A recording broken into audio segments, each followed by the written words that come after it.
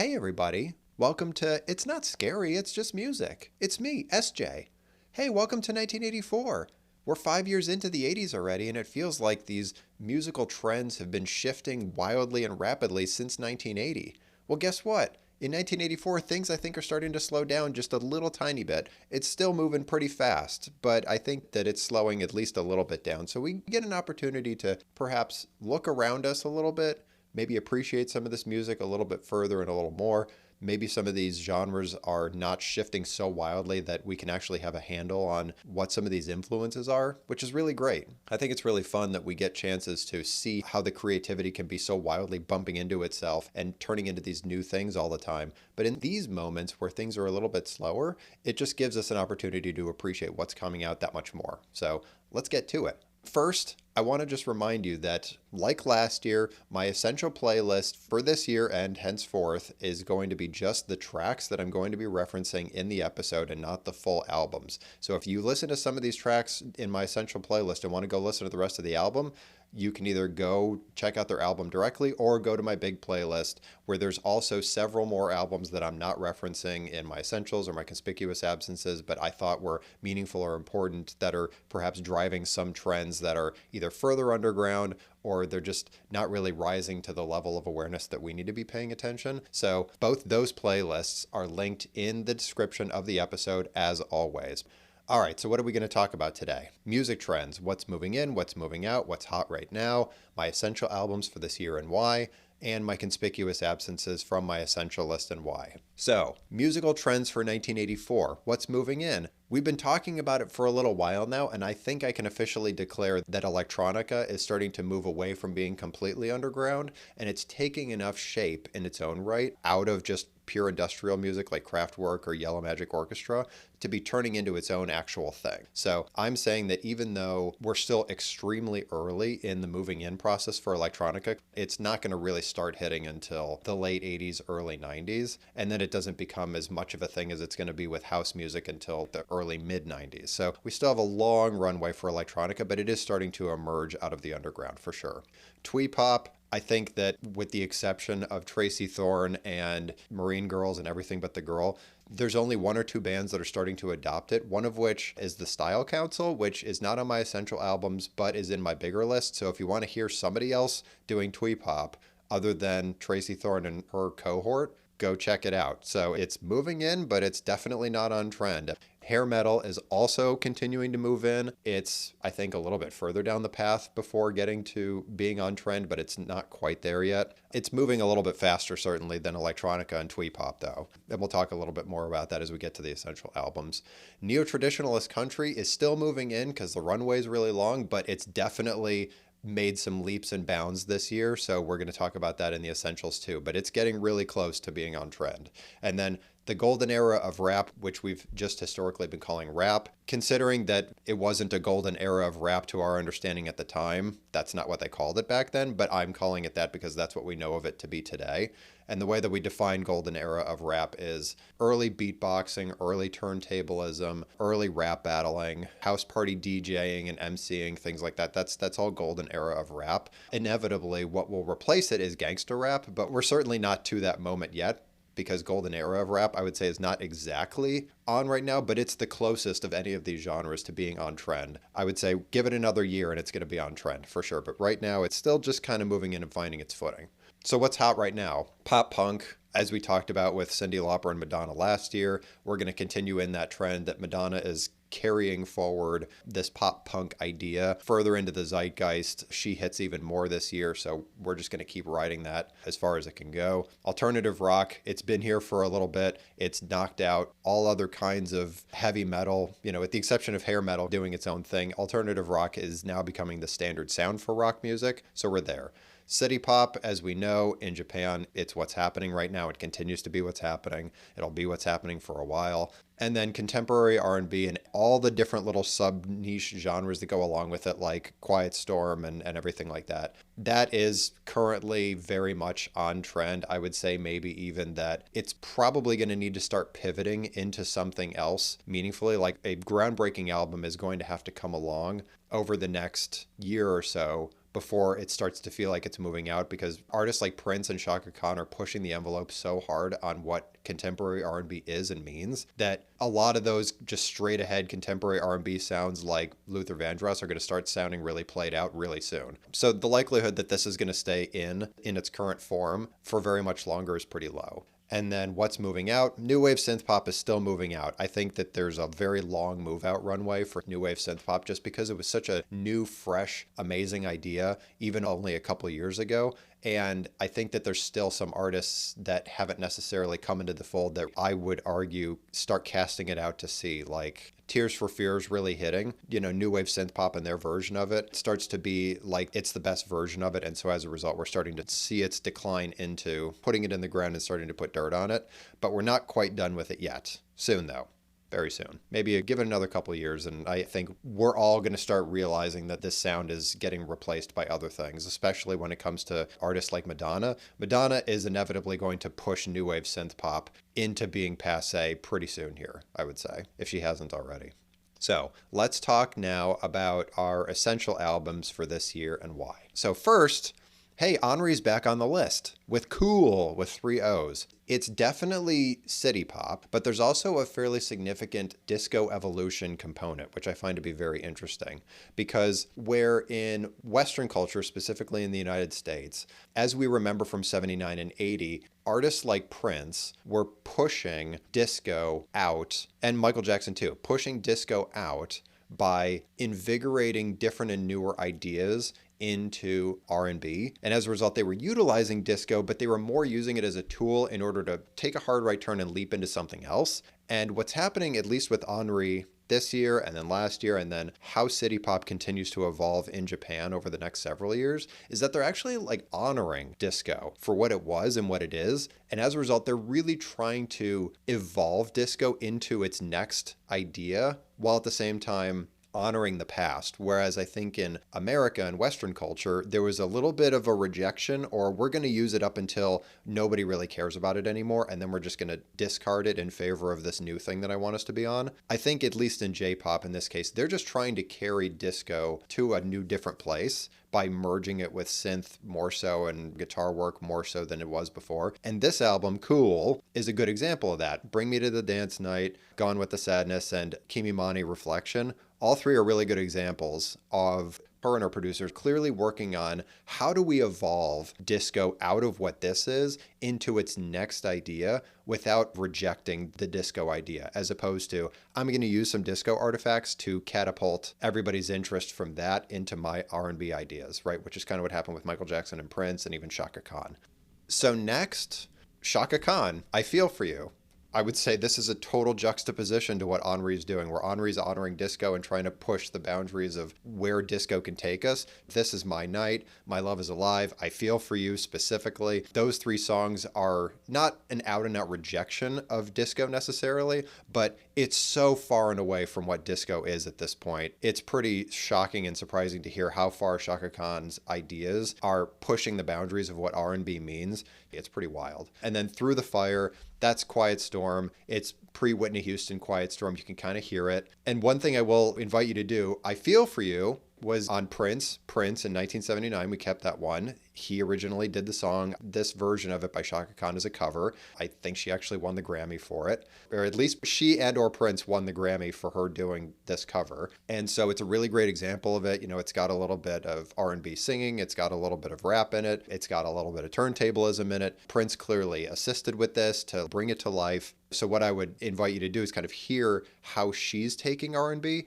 And then inevitably when we talk about Prince here, when we talk about Purple Rain later in the list, spoiler alert, is that the two of them are just so aggressively pushing the boundaries of what R&B is or was that, first of all, you don't even totally know exactly where it's going because they're just dismantling so many of its foundational conventions. But they're clearly evolving into something, even if we don't totally know what yet. So it's really exciting to witness for sure.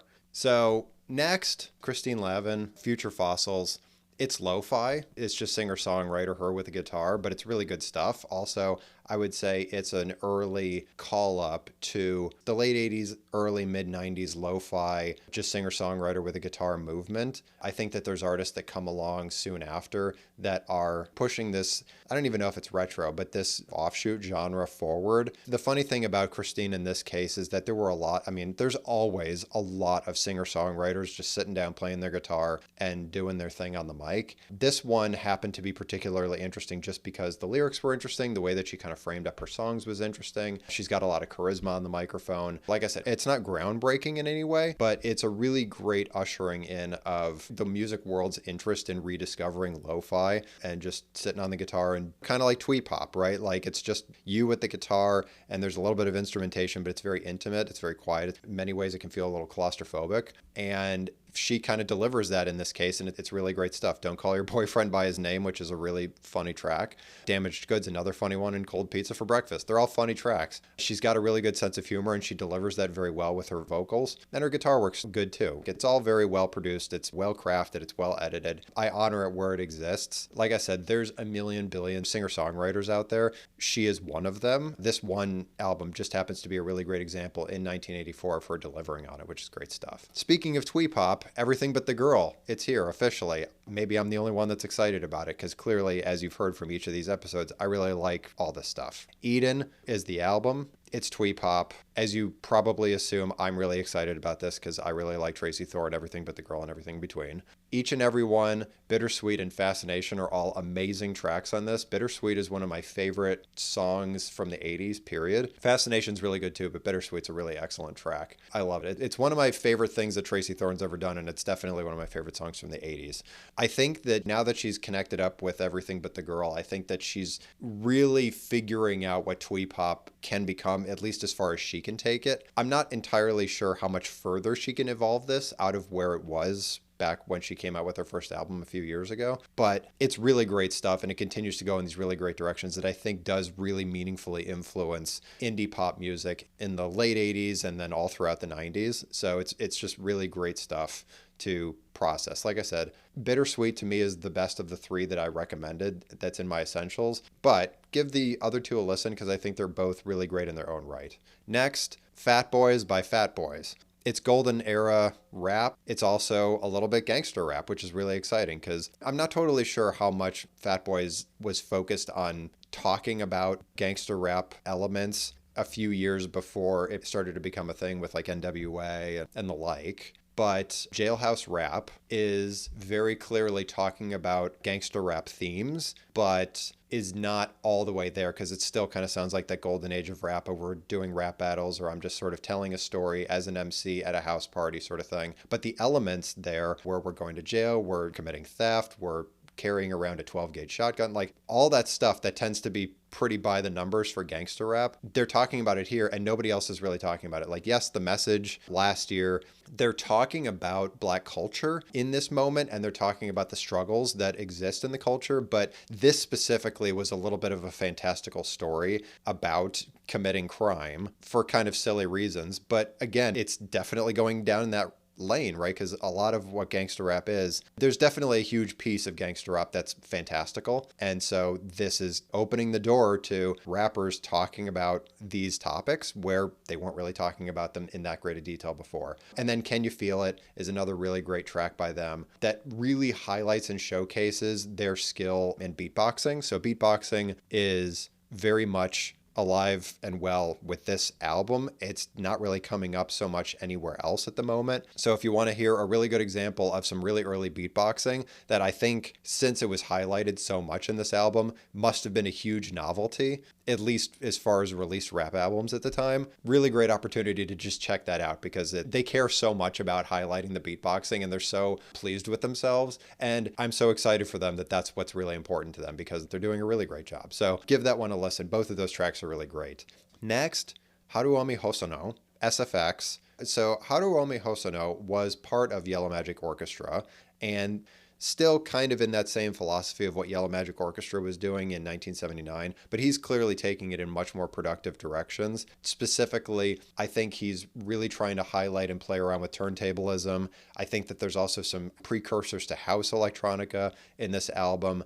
I think that this is just a really excellent early bridge to taking the turntablism ideas and morphing it into what house eventually becomes, because turntablism essentially led to house music. You know, being a DJ and a mix master sort of birthed house into existence eventually, where, you know, you had these DJs that rather than focusing on the breaks, were taking whole chunks of songs, adding dance tracks and speeding them up a little bit, and then you were getting house music. So I think that Haruomi Hosono is really taking this idea and playing around with it. I don't think obviously he's got a total handle on it yet. You can listen to Body Snatchers and Alternative 3. Both are really great examples of he's playing with these ideas, but they're still very, very early in the process. And so they're not totally cooked yet, but you should be able to hear and listen for how he's experimenting. And also, if you are familiar with house music or, you know, later stage electronica, where he was potentially going with it, which makes it so exciting.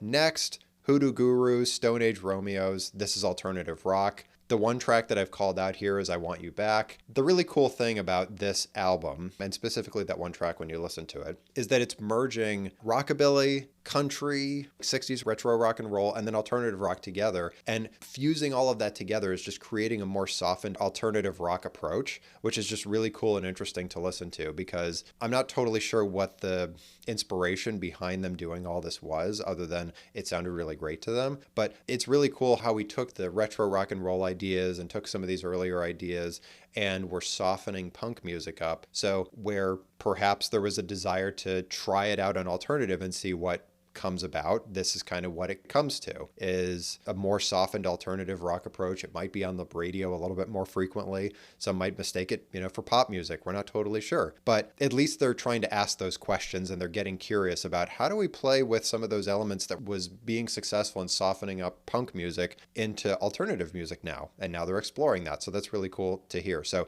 I Want You Back. Check out that song. It's a really good one. Next, Madonna, Like a Virgin. It's pop music. I think at this point, she's so well defined as pop music. I think calling it pop punk doesn't really do it justice very much. I think it's honestly just her version of pop, even though we know where its origins are from. I mean, you could even look at the cover of Like a Virgin, and yeah, she does look a little bit pop virginal, but there is that kind of like hard punk side to it. Like her hair's pretty mussed up and everything. She's clearly signaling back to where her original inspiration comes from, but she's Madonna. She's obviously doing her own thing now.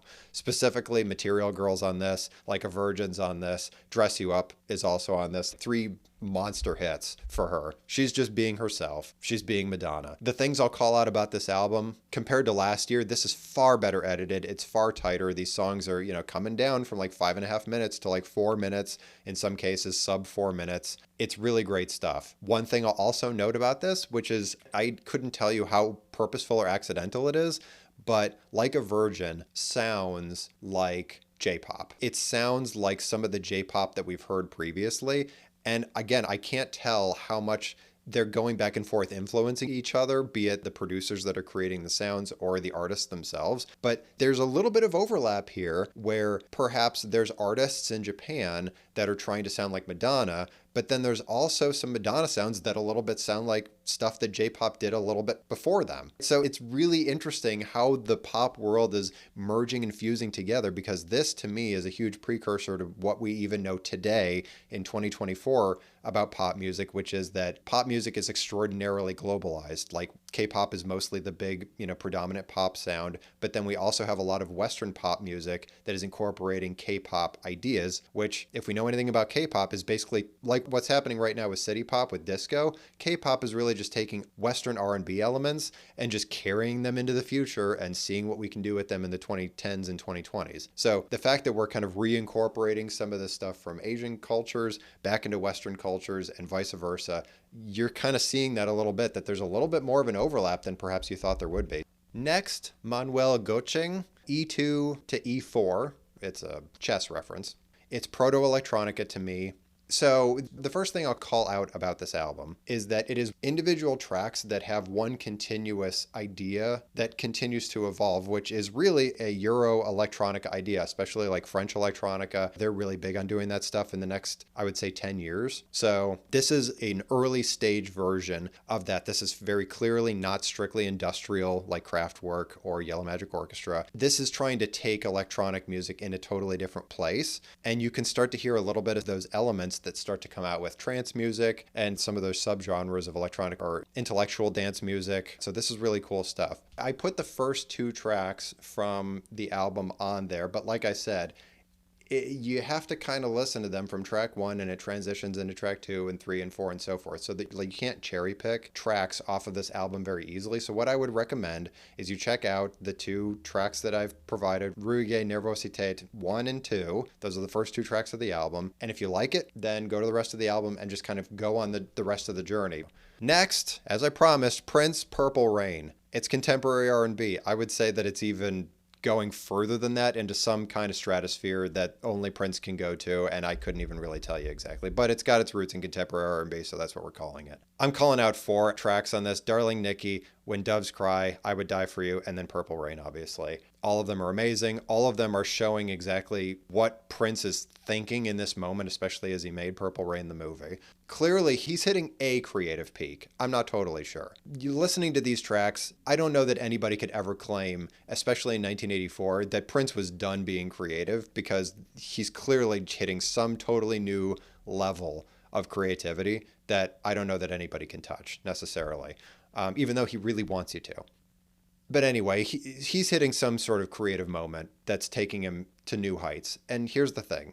He's got so many acolytes that he's mentoring at the same time, which some of which are in my big list, some of which aren't. Like this year, Sheila E., she's one of his acolytes. The Time, which is in the big list from a couple years ago. He has a lot of artists kind of in his stable. So clearly he's being super influential in the world of music, be it R&B, new wave, or otherwise. And the thing I'll tell you also about why this is so exciting is you listen to some of these tracks and go, yeah, it's really cool that he's not using basses and he's totally taking different approaches here than you would normally think of for R&B. But the reality is he's completely and utterly tearing R&B apart. Not in a bad or good way, just in a very real way. It seems like he's questioning literally every single thing that has ever been a standard idea or understanding about rhythm and blues music from ever ago. And he's like, what if we get rid of a bass line? What if we use these like knocking sounds instead of drums? Like, what if the topics that we're singing about are completely ridiculous and out of this world? What if I come across as not a preacher, but as a cult leader? Like, which is a little bit funny because he does have a whole stable of followers musically that are completely devoted to what he does and the inspiration that he delivers. So it's a little bit funny. I'm sure he's smart enough to probably understand that it's a little bit tongue-in-cheek for him because he's been doing that for several years already. So I think we can trust that Prince is smart enough to know how to read his room. But anyway, those 4 tracks are fantastic. I'm sure you've probably heard all or most of them before. Give them a new listen and just kind of hear how he is, I wouldn't even say toying with or playing with R&B ideas. I would say that he's literally taking the whole encyclopedia of what R&B is, and he's just ripping pages out, just ripping them out and throwing them in the garbage and saying, nope, we're not doing that. Nope, we're not doing that. We're not doing that. And then he's just pasting in his own stuff and saying, I'm going to do guitars like this, and I'm just going to staple the pages into the book, and this is what we're going to do now. So it's pretty wild stuff. Just listening to this, it's really great. Next, REM, Reckoning, is their second album. I think that they're pretty well established at this point. They're certainly evolving beyond last year's album, Radio Free Europe and everything like that. Harbor Code and the South Central Rain, both are really great tracks and really highlight how they're becoming more melodic in their approach. They're softening up. It's also starting to sound a little bit like the REM of the 90s. And then all the sounds that came after this, they're already starting to pivot into those sounds, which is really fun to hear. That REM has a lot of ideas on where they want to take this, being kind of out in front of alternative rock as they are right now. Not for very much longer, but right now they're still driving that, and they still got some really good ideas that they're playing with. So give those 2 a listen. They're both really great. It's not as groundbreaking, I would say, as Radio Free Europe was, but it's still really great. So give it a quick listen. It's good stuff.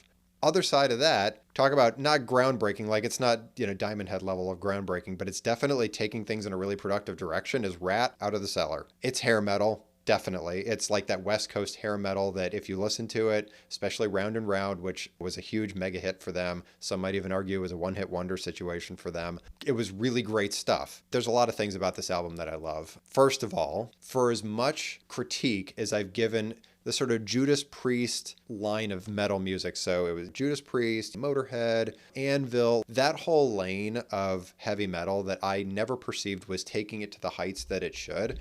Rat, interestingly enough, I think does mobilize that line into quality hair metal. They slowed it down a little bit, they softened it up a little bit. There's pop hooks to it, especially for Round and Round. They're taking this sound into the future, like they're becoming the standard. I don't know if they had the confidence in themselves to declare that this was where at least West Coast hair metal was going to go henceforth, but it is. And the reason they're doing it is because they took those nuggets that the Judas Priest line of heavy metal music had and then is taking it in more consumable directions. So, like, good for them. Like I said, Round and Round. The thing I would also call out about this is that you can hear all of the individual influences in the subgenres of heavy metal in some of these songs that I'm going to call out, like Round and Round. It's got an AC/DC arena rock kind of vibe to it. You can kind of hear the similarities. Wanted Man, it sounds a little bit like that Metallica side, which is really interesting because I think Metallica was only really playing with some of the sounds and some of the notions that were happening in Kill 'Em All, that I think Wanted Man in this case is taking into even more modern Metallica conceptions. The sound of the voices, how they're playing the guitars, it's a little less speed doom metal idea and more like we're going to create consumable Metallica music with Wanted Man. It's really great stuff. And then You're in Trouble, to me, I think the critiques and the concerns that I had with Ozzy Osbourne when he went solo after Black Sabbath, You're in Trouble to me takes the Ozzy ideas and sounds from his solo albums that he's had over the last several years that we've gone through so far and mobilizes it into a more consumable package again. It's like they're taking all of the best stuff of the last, I would say, 4 years in heavy metal music and focusing it like a laser into like this like West Coast hair metal idea. And they're just taking it to the finish line, which is really great stuff. I'm actually a little bit sad that maybe most people only really think of Round and Round when they think of them and that there isn't much there besides that. They were kind of thoughtful when it came to them creating this album. So give those other tracks a listen. And if you like the rest of it, go listen to the rest of the album. The whole thing's great. It's very thoughtful. It's really well edited. The production is really there. Really like it. Next, speaking of more really great production quality, Reba McEntire, My Kind of Country. This is the first neo-traditionalist country album that we've had in the Essentials. For some people that really like this stuff, I'm sure you're really excited. For people that don't like it so much, I'm sorry. I apologize. Here's the thing. Reba was the chosen one. There have been artists that are even in my big lists that are coming in, they're trying to create that new sound, and they just haven't been able to really tap into that. Reba cracked the code, finally. How Blue is a great track. And then You've Got Me, both really great tracks from her. She's an unbelievable singer. She's got that just perfect country voice. I mean, anybody that knows anything about country music over the last 40 years, or anybody that watched her TV show, like people know about Reba McEntire. She's not a mystery to people. And the level of investment they put in the production for this album clearly says that whoever's producing her sees her as the future of country music, and they were not wrong. She is the future. She's delivering. It's really great stuff. Like I said, check out How Blue, really great track. You've Got Me. This is the good stuff. Like when we're talking about the early neo-traditionalist country almost on trend, this is the kind of stuff we're talking about. And the fun thing is you can hear a little bit of even the modern conventions of neo-traditionalist country that have been around, as we can see, for about 40 years at this point, that are still being used today, that were getting introduced in these early days, 40 years ago, 1984. It's amazing stuff. Next, another groundbreaking artist, Run DMC. It's their first album, Run DMC. It's this year, 1984. So we're clearly walking into the golden age of rap. We're almost on trend. We're getting really close. I think probably next year with Run DMC's next album, we're going to be there officially. The cool thing about this album, which is juxtaposed to Fat Boy's album, which, you had a little bit of gangster rap, you had a little bit of beatboxing. This one is really very much evolving off of Grandmaster Flash and Curtis Blow into this new thing. Like they're clearly carrying it forward, where I think Fat Boys was clearly referencing it, but they were trying to take it in new different directions. Run DMC was really trying to evolve off of The Message and Curtis Blow, those two albums. Also, Jam Master Jay as a DJ, right? Because there are three people. Jam Master Jay, who does all the DJing for all of these tracks, is crazy. He's awesome. I mean, I'm sure that anybody who knows anything about rap is like, yeah, fine, great, I know, Jam Master Jay is amazing. But the reason he's amazing is even in these early days of the golden age of rap, he's using music where previously it was just about the breaks. He's actually using more music, like actual pieces of songs and not just the breaks, for Run DMC to rap over,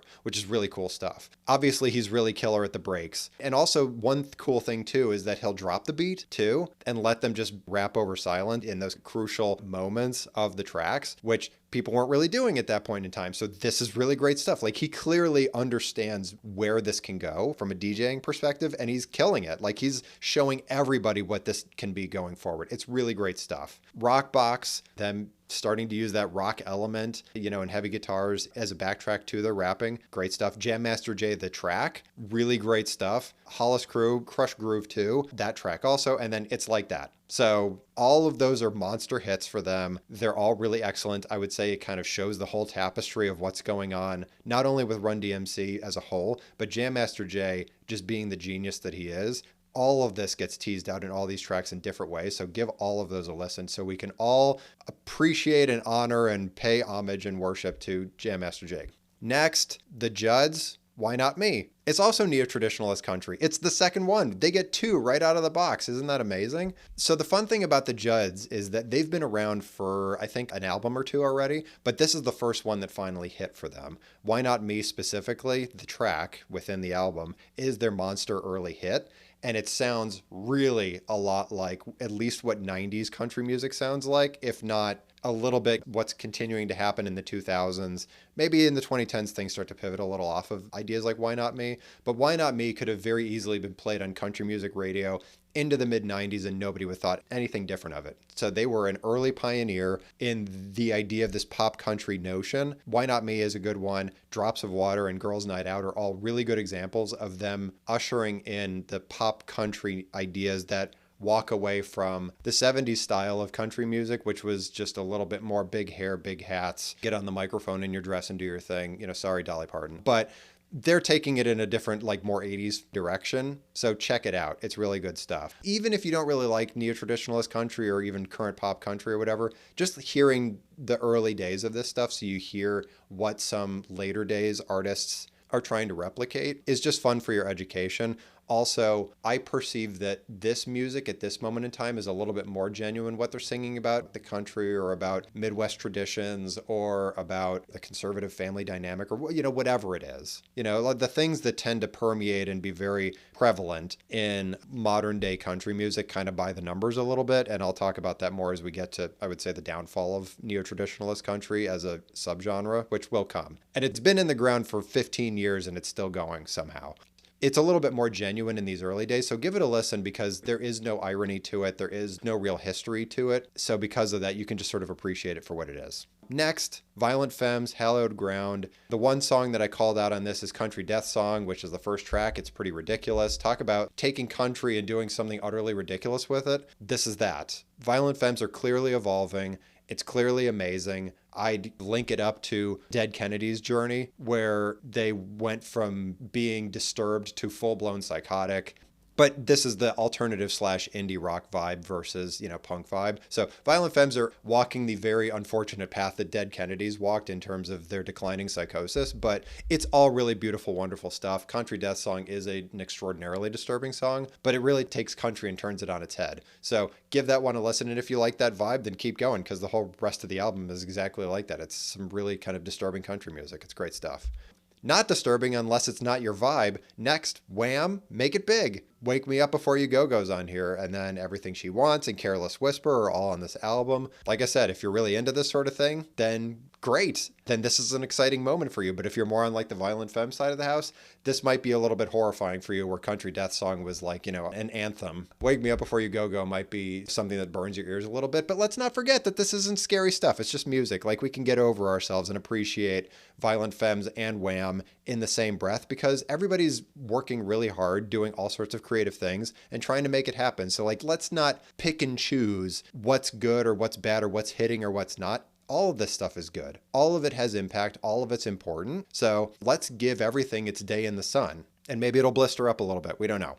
The great thing about this album is that it unlocks a lot of the revival and retro elements that have been underground and bubbling for all this time that we've been talking about country revival and the rockabilly revival and the rock and roll revival and ska revival, all this stuff is getting pulled together, especially for Wake Me Up Before You Go Go, into a pop package that is unbelievably consumable. The song is nothing but pop hooks. And the thing is, you might even look at that and go, yeah, but I don't really hear any ska in it. It's the skanking. You watch the music video of Wake Me Up Before You Go Go, and they are bringing skanking back, which is the dance that you do while you're doing ska, right? Ska, skank, it's the dance of ska. They're doing it in the music video. So they're bringing all these retro ideas back together, either visually or auditorily, in this one song. And it's amazing to watch. Like, I know it's pop music, and I know that George Michael is ridiculous in this song, insofar as I don't even know what, he's just being his best self and just rocking out, which is really great stuff. And it seems totally bubblegumish, but like, if you really listen and appreciate what it is, despite the fact that it's unbelievably overproduced, like it totally is, nobody's going to deny that it's overproduced,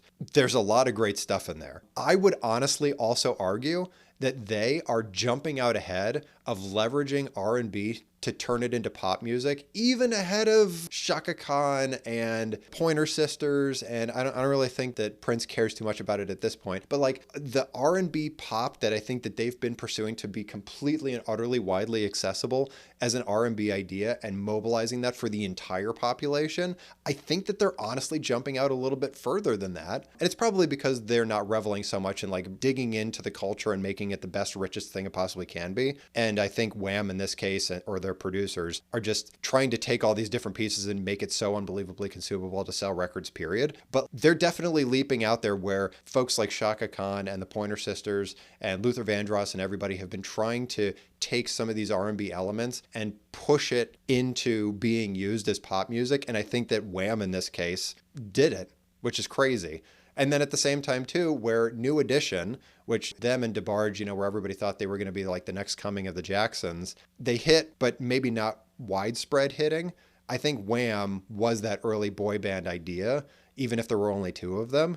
And Wake Me Up Before You Go Go, Everything She Wants, and Careless Whisper, the three tracks that I call out, they all have their own place in a typical boy band album, which we'll get to when we get to boy bands in the 90s, even with New Kids on the Block. But I think that Wham is giving a little bit of a roadmap here. Like, you do a really fun, you know, pop track, and you do a little bit of that really introspective, highly mature sounding, you know, just them on the mic track, Careless Whisper, or Everything She Wants. They're hitting the whole gamut of what a typical boy band album has in its makeup, and that roadmap is being delivered through Wham. So like, say what you will about how trite they are, how fabricated they are, how ridiculous they are, how low quality or whatever they are. It's actually really great stuff, and they hit an equation pretty darn hard, and I think that we can all honor that. Also, if you hear Wake Me Up Before You Go Go and you can't at least appreciate how fun it is, I think you might think it's a little bit scary and you might have to get over yourself a little bit. It's good stuff. It's really fun stuff. And then finally, Houdini. Like who are you? Houdini, Escape, as we were talking about, right? I referenced it a little bit. Golden Age of Rap,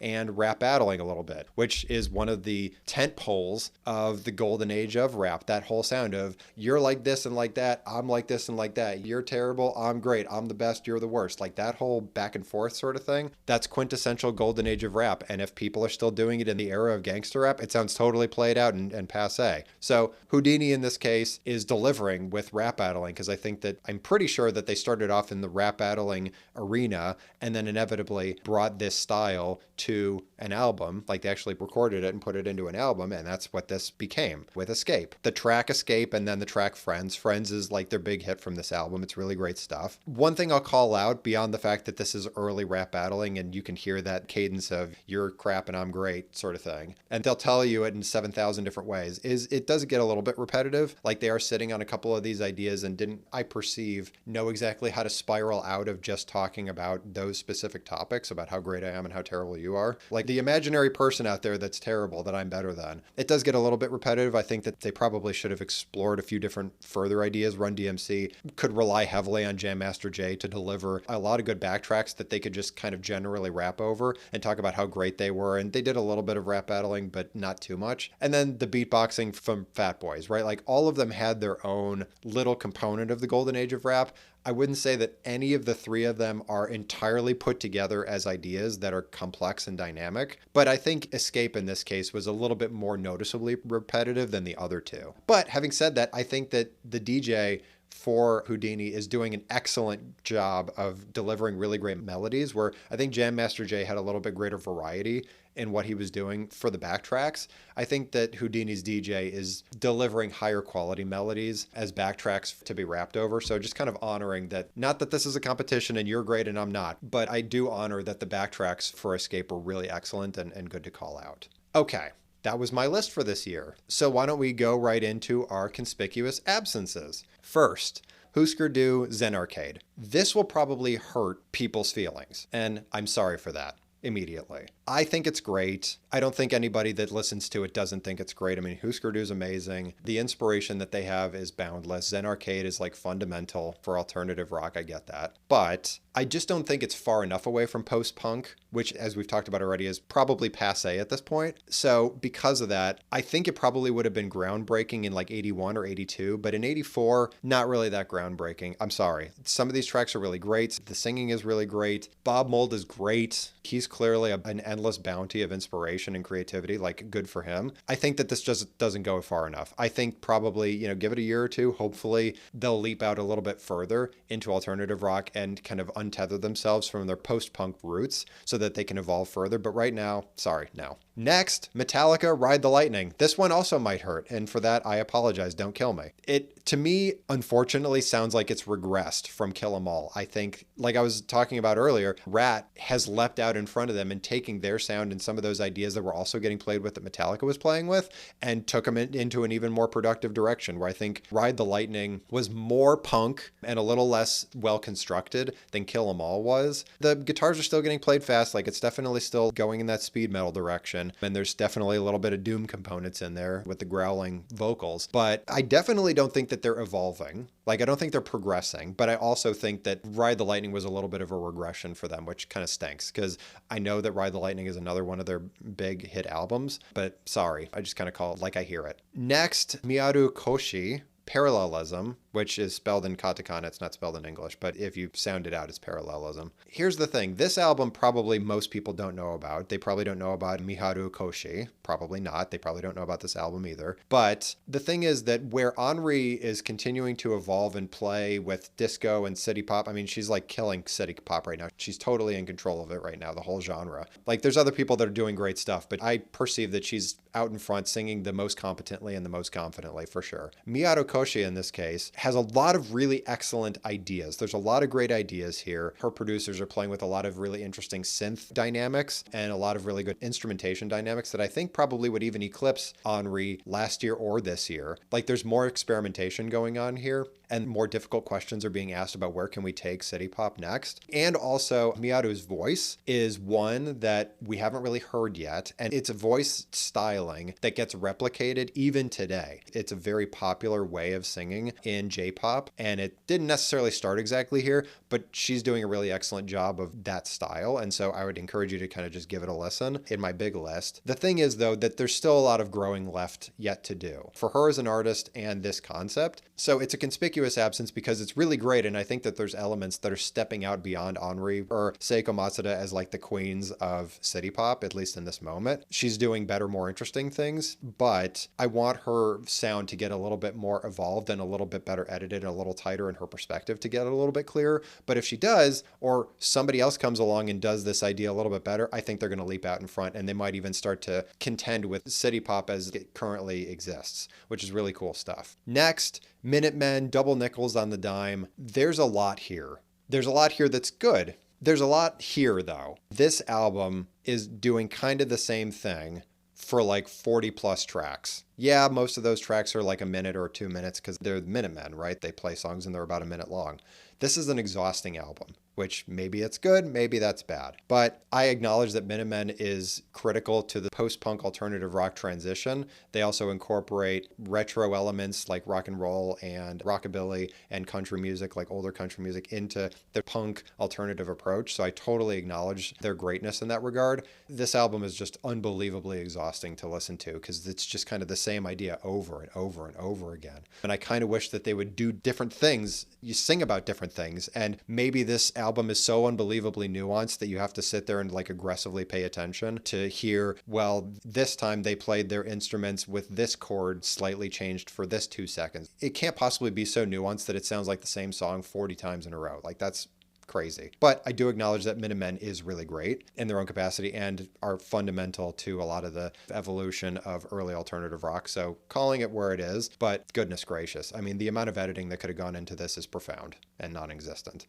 So then lastly, 2 soundtracks for movies, actually. The first one is the Footloose soundtrack, which has a variety of artists in it. The thing is, it's, I think, 6 or 7 or 8 tracks, but almost all the tracks are completely iconic songs. Almost all of them. You could go into my big list, or if you're really, really familiar with the Footloose soundtrack, almost every single track is iconic and also translated out of the movie, which is wild. Where I think that Flashdance, which is in my big list from a year or 2 ago, but I didn't call it out in any way here, was breaking ground with having a really strong poppy soundtrack that went along with a music and dance focused movie for probably teenagers or people in their 20s or whatever. Footloose's soundtrack is taking it to the next level. Like I said, all the music is just, you can dance to it, you can groove to it. It's really super punchy. It's really poppy. Almost all this music was on the radio after it came out. Like, it's a pretty wild crossover from movie soundtrack, in which a lot of those were original songs that eventually became pop songs in their own right. That's pretty wild stuff. Also, the lyrics for some of these tracks are kind of ridiculous. And also, much like the next one that I'm going to talk about, some of these sounds were already a little bit behind the times. They might be sounds that are towards the end of being on trend, or they might even be moving out at this point,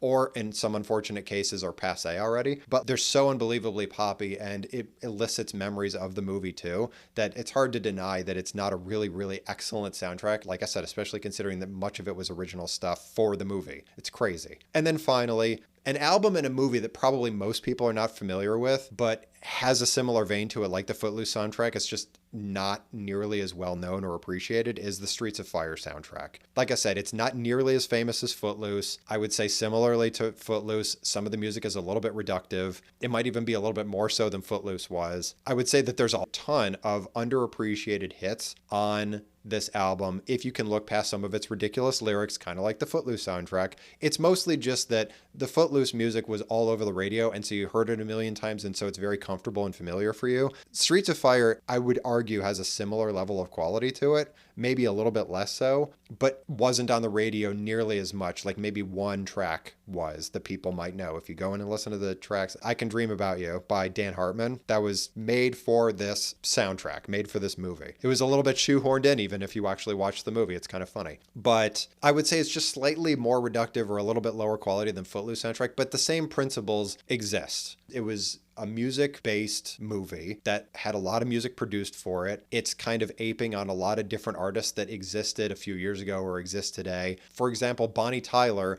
was on the Footloose soundtrack. She was so busy doing the Footloose soundtrack that she couldn't be on the Streets of Fire soundtrack, so they just got somebody to make music that sounded like Bonnie Tyler, sort of thing. It's actually kind of funny if you listen to it. So I'd encourage you to listen to both of those soundtracks if you've either heard them before or not, or you haven't heard them in a long time, and give them another listen. They're both on the big list. They're really great. Both of them are great, but they're pretty reductive. I mean, you can't look past that. There's nothing you could say about it. They were super pop hits, but also, were they like groundbreaking? No, definitely not. Having said this, this is just one guy's opinion. You know, did you agree with what I said about Footloose, or disagree with what I said about Streets of Fire, or you're really angry about Zen Arcade, or do you actually think Rat Out of the Cellar is a terrible album and Rat shouldn't get nearly any accolades whatsoever, or you're getting sick of Henri or Shaka Khan, or you hate me talking about Tracy Thorn all the time? Like, tell me. It's just my opinion. What did you agree with? What did you disagree with? What did I miss? Did I miss anything from 84? I feel like I kind of got my hands around 84 a little bit, just because, like I said, the pace with which things are changing is slowing down a little bit. So I don't know that I'm missing too much this time around, but if I am, call it out. I want to learn. I want to continue to grow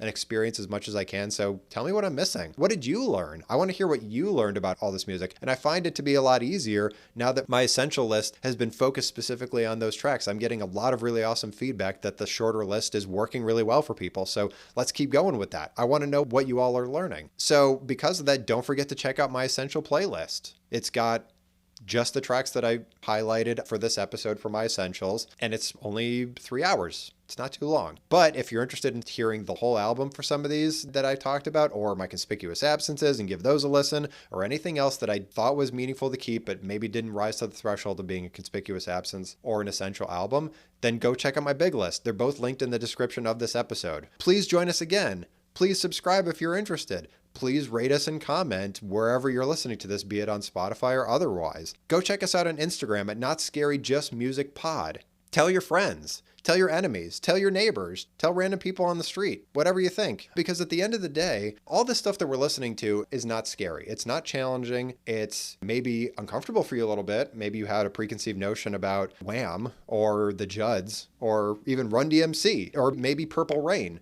Prince. Maybe you thought by Purple Rain he'd completely lost his mind. But the thing is that all of this stuff is just all these artists trying to figure out how to take their message and take their creativity and mobilize it in ways that are meaningful for them so that they can hopefully connect themselves and their ideas and their feelings to other people, regardless of if it's Metallica doing Ride the Lightning or if it's Madonna doing Like a Virgin. It's all the same kind of stuff. It's all of these artists that are trying to connect to something bigger than themselves because their feelings are compelling them to. So because of that, we should be engaging with them with open arms and curiosity, right? Because at the end of the day, it's not scary.